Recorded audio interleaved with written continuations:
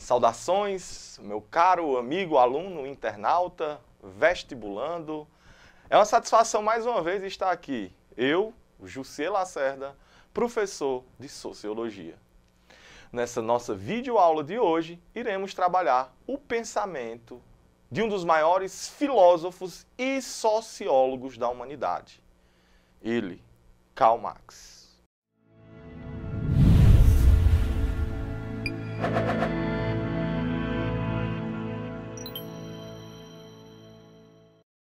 Assim, falaremos da história de Karl Marx, a sua história, a sua vida, aquilo que o influenciou e aquilo que ele vai influenciar ao longo da história, do século XIX e XX até os dias atuais. Ele nasce em 1818, na Prússia, estado esse que com a unificação da Alemanha passa a pertencer à Alemanha, por isso a gente denomina ele de alemão, a gente o chama de alemão, a gente o define como alemão. Sua família é judaica, certo? Tudo bem? Todavia, é uma família de classe média. Isso você vai perceber que ele vai ter acesso a uma educação de qualidade, né? Uma educação boa, certo? Ele vai fazer algumas leituras importantes de caras que vão influenciar diretamente a sua vida. E é importante que a gente fale desses caras aqui. O primeiro cara que influencia a sua vida é o grande filósofo antigo, Aristóteles, que será tema da nossa próxima aula de filosofia. Aristóteles é quem influencia ele enquanto um pensador antigo. Ao decorrer da história, o Hegel, que é seu professor, vai influenciá-lo diretamente no pensamento dialético, histórico. Feuerbach é um cara que traz a reflexão acerca da religião, algo condenado por Karl Marx, preste bem atenção. Karl Marx vai defender a separação do indivíduo da religiosidade, porque ele vai defender a alienação a partir de uma crença religiosa, de uma vivência religiosa, ok? E mais à frente, Marx vai passar a analisar os pensadores do socialismo utópico. Alguns pensadores do século XVIII e XX vão influenciar a sua análise e os seus escritos futuros. O Owen, o Saint-Simon e o Charles Fourier são caras que vão ajudar a trazer para si uma ideia importante para ele criar o seu socialismo. Alguns socialistas, que são denominados utópicos, para ele criar o que denominamos de socialismo científico. Todavia, é um cara também que vai estudar alguns liberalistas. Por que estudar os liberalistas? Por que estudar aqueles caras que defendem a economia capitalista, como um exemplo clássico de Smith. É um cara que vai influenciar nos seus estudos. É óbvio que a primeira coisa que você tem que fazer para criticar alguém é entender de tudo que ele fala, de tudo que ele escreve, de tudo que ele defende. Eu não posso aqui estar criticando o pensamento de um certo autor se eu só li a contracapa de um livro dele. Eu preciso entender o passo a passo, eu preciso entender, inclusive quem é mais esperto, lê, além da obra original, alguns comentadores, como diz alguns estudiosos, você lê a obra, os comentadores e comentador dos comentadores, para você fazer uma análise da coisa por completo. E Marx fez muito bem isso. Justo esse cara leu tudo isso, esse cara estudou isso, estudou, gente. Estudou, e por isso alguns bibliógrafos vão defender a ideia de que o Karl Marx era jornalista, era historiador, era filósofo, sociólogo e economista. O cara tinha 5 profissões, ou ele tinha 5 linhas de estudos diferentes. E ao mesmo tempo, essas 5 linhas de estudos, elas podem se unir para ele criar o seu pensamento.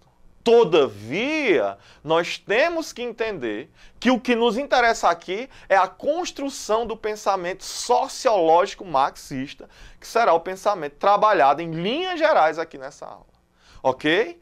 Continuando, para a gente entender mais ainda, nós temos que falar um pouquinho do século XIX. Bem resumidozinho, para entender o que vai inspirar Karl Marx nos seus escritos. É no século XIX que nós vamos ter o apogeu da Revolução Industrial na Inglaterra. Apogeu da Revolução Industrial na Inglaterra. É no século XIX que, nesse apogeu da Revolução Industrial, nós vamos ter a exploração das crianças, nós vamos ter a exploração das mulheres nas fábricas, nós vamos ter a exploração do trabalhador. Esse trabalhador que chega a exercer por dia 18 horas de trabalho. Gente, parece mentira, 18 horas. O cara tem 6 horas para viver tudo aquilo além do trabalho. 6 horas para cuidar da higiene, para cuidar do descanso, para cuidar da sua alimentação. Pelo amor de Deus. Pelo amor de Deus. É um problema seríssimo que ele começa a analisar, certo? Outra coisa importante é que nesse século irá ocorrer a questão que eu já falei aqui do neocolonialismo imperialista. Algo diretamente relacionado ao desenvolvimento industrial, ao desenvolvimento do capitalismo. Agora é uma ideia de expandir esse capitalismo. É a ideia de vender produtos, de extrair matéria-prima, de contratar mão de obra barata. E esse neocolonialismo imperialista da África e da Ásia pelos europeus e da América pelos americanos influencia diretamente na análise sociológica desse cara, chamado Karl Marx. Todavia, aqui eu estou apresentando a vocês o que o influencia.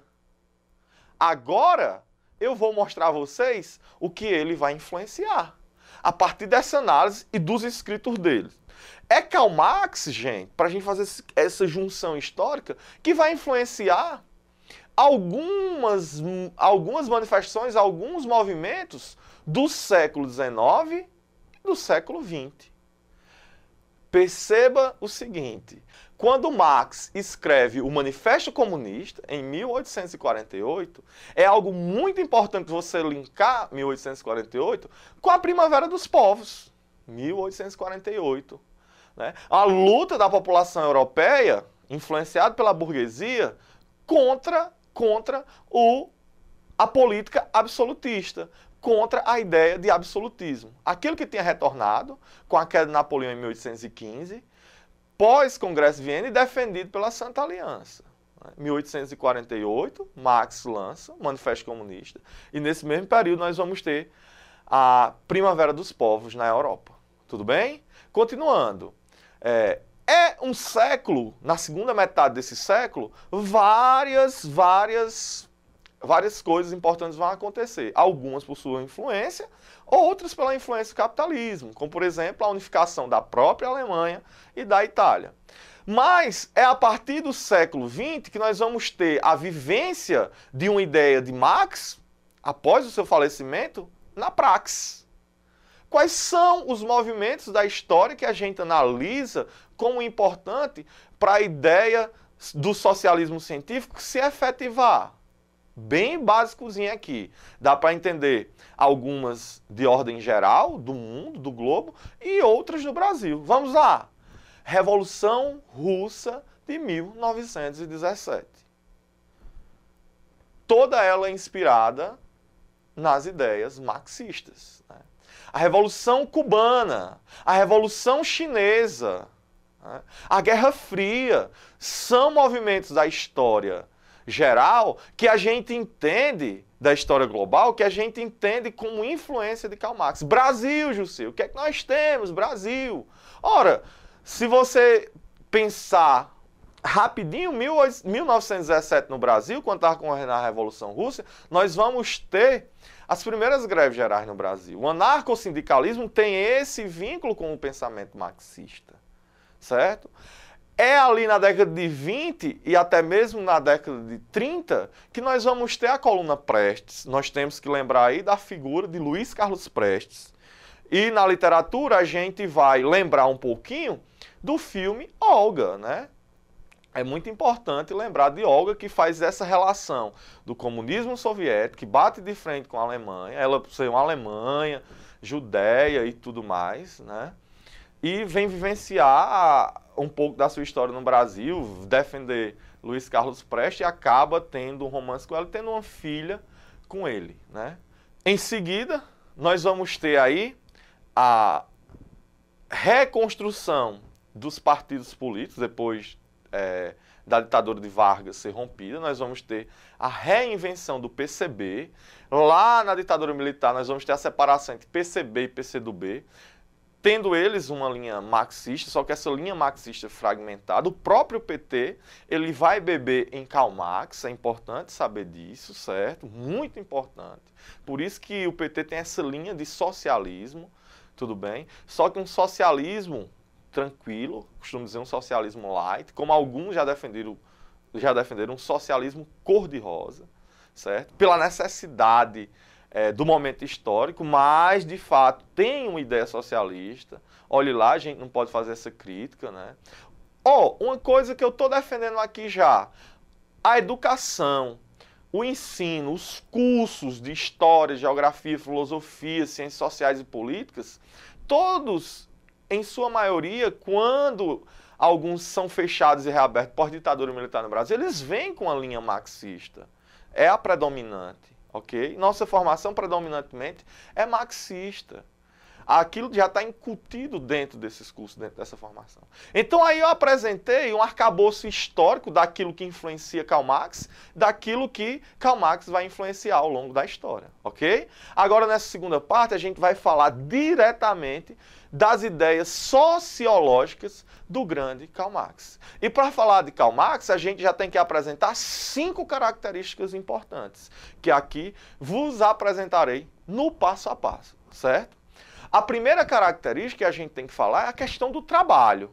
Estudar Karl Marx na sociologia, você tem que ir pela linha da economia, certo? E nessa linha da economia a gente vai falar do trabalho. O trabalho escravo, o trabalho de servidão e o trabalho assalariado, certo?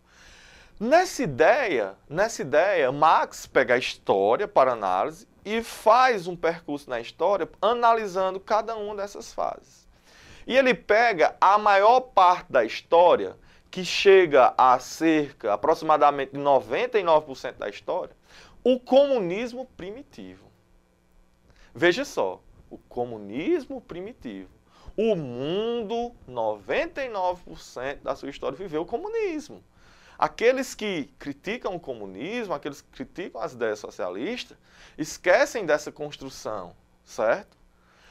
Todavia, algumas situações da história mudam esse pensamento de Karl Marx, certo? E acabam transformando, repaginando aquilo que ele escreveu, aquilo que ele idealizou.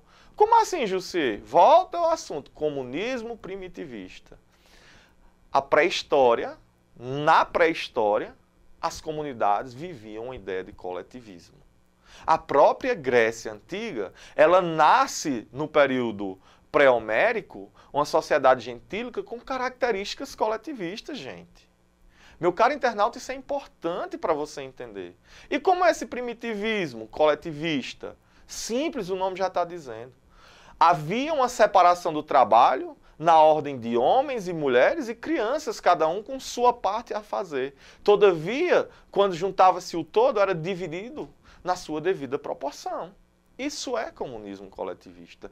O mesmo que foi experienciado, experimentado em Canudos, no Caldeirão e na região de Santa Catarina e Paraná, chamado de Contestado. A história brasileira nos mostra isso. A ideia viva do comunismo, certo? Voltemos lá ao comunismo primitivista. Essas sociedades pré-civilizatórias, né, do Neolítico e Paleolítico, vivenciavam isso. Com a evolução, com o surgimento das primeiras civilizações, das grandes civilizações, que o professor Hugo está tratando detalhadamente, né, o Egito, a Mesopotâmia, a Pérsia, os hebreus e fenícios, eles vão ter em essência, principalmente Egito e Mesopotâmia, um trabalho ligado à servidão coletiva. O que alguns até hoje defendem, que Karl Marx vai definir como modo de produção asiático. O cara é livre, mas ele é preso a terra, como lá no feudalismo, a gente vai já fazer essa colocação. Todavia, ele tem essa ligação afetiva e religiosa com o faraó. Então, ele trabalha no campo, servindo ao faraó, que é a representatividade de Deus. Com a evolução, nós vamos chegar no que a gente chama de história clássica, em Grécia e em Roma, na ideia de uma sociedade escravocrática, escravista. Por que Roma e Grécia são chamadas de sociedades escravistas, escravocráticas? Simples, porque a base do trabalho era o trabalho escravo. No feudalismo, na Idade Média, nós vamos ter mais uma vez a servidão. A servidão. E em seguida, modernidade e contemporaneidade, nós vamos ter a última prática que é importante, a questão do assalariado, que a gente vai entender mais na frente, que Karl Marx vai definir, que é a segunda característica importante do seu pensamento, certo? Estou falando do trabalho. A segunda é a relação social entre o trabalhador e o capitalista, né? O burguês e o proletário. Aquele que vende a sua força, o seu trabalho, e o burguês, oferece os meios de produção. O cara, agora, ele vai vender as forças de trabalho. Para isso, nós temos a terceira característica importante na sociologia de Karl Marx, a alienação. Na fábrica, o homem, ele deixa de ser o centro, como foi na Idade Média. Eu já falei disso aqui em outra aula. Ele foi construtor de tudo, desde o início até o fim de cada produto. Agora não, na industrialização as máquinas são o centro, certo? E nessa ideia de centro, o homem aliena-se àquilo e vai trabalhar repetidas vezes a mesma função. Olha aqui minha mãozinha, ele sempre vai estar fazendo a mesma coisa.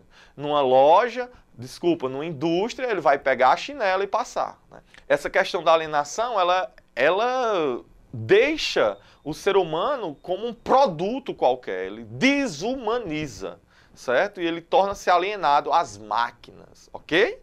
Vamos continuar. Eu já falei da questão da alienação, acabei de falar, falei da questão da história do trabalho, agora eu vou falar da mais-valia.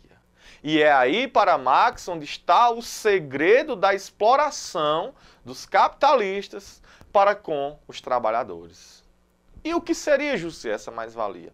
Eu gosto de dar um exemplo claro e básico em números.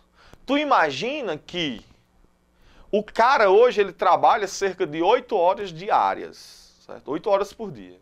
E dessas 8 horas, você tira 3 horas que vai pagar o salário dele ao fim do mês. Nas 5 horas restantes dessas 8, você vai entender que vai de lucro para o patrão. Esses 5 horas aqui, que vai de lucro para o patrão, ela é denominada de mais-valia. Imagina aí, meu caro internauta, que 5 horas e esse cara tem 100 funcionários, só é multiplicar 100 vezes 5. Vai dar 500 horas de mais-valia. E essas 500 horas de lucro vai todo para o patrão. E o empregado vai ficar com 3. Cada um em sua particularidade com 3. Certo? Isso é mais-valia.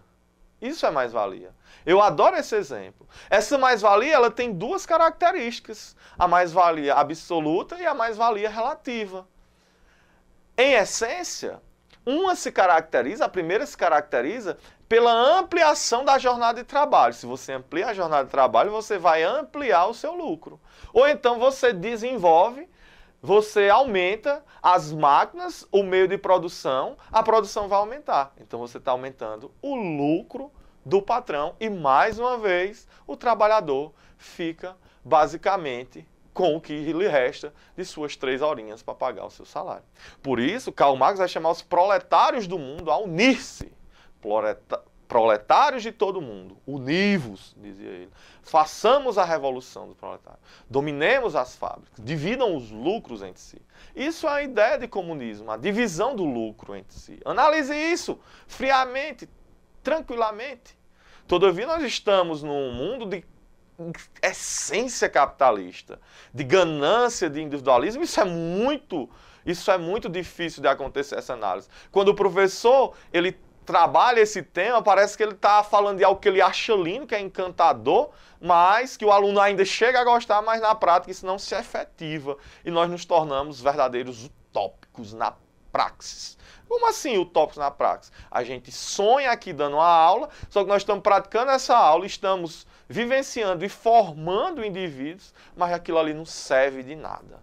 Não vai além. Certo? Por fim, a quinta característica da construção sociológica em Karl Marx é a ideia de uma dialética histórica. Olha aí, Hegel inspirando Karl Marx, a ideia da síntese e da antítese para a construção de uma tese. E isso se dá através de uma disputa entre os trabalhadores e os patrões, gerando aí a luta de classe. Né? A síntese é a luta de classe. E essa luta de classe que vai mover a ideia de uma construção de ordem dialética. Repito, para ficar bem mais claro, nós temos de um lado a tese, trabalhadores, a antítese, industriais, burgueses, capitalistas, mesma coisa, certo? E nós temos como síntese a luta de classes. Né? Essa relação problemática que existe desde essa construção do mundo moderno e a efetivação no mundo contemporâneo. Gente, é muito importante analisar a figura de Karl Marx nessa construção histórica. É muito importante analisar a ideia do pensamento marxista na sociologia. E a base para tal, repito mais uma vez, é a economia e o trabalho. É pela análise do trabalho que Karl Marx vai analisar a sociologia.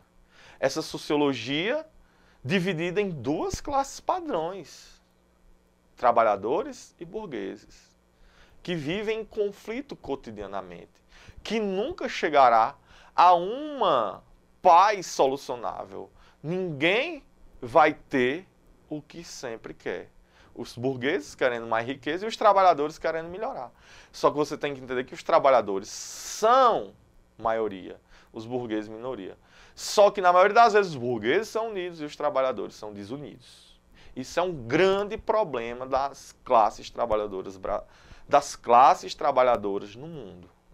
Um exemplo prático disso foi a Comuna de Paris, que durou apenas 72 dias. Então assim eu encerro aqui essa videoaula, mais uma videoaula de sociologia, tratando do pensamento filosófico de Karl Marx. Foi uma satisfação estar aqui mais uma vez. Vos deixo um forte abraço e até a vitória.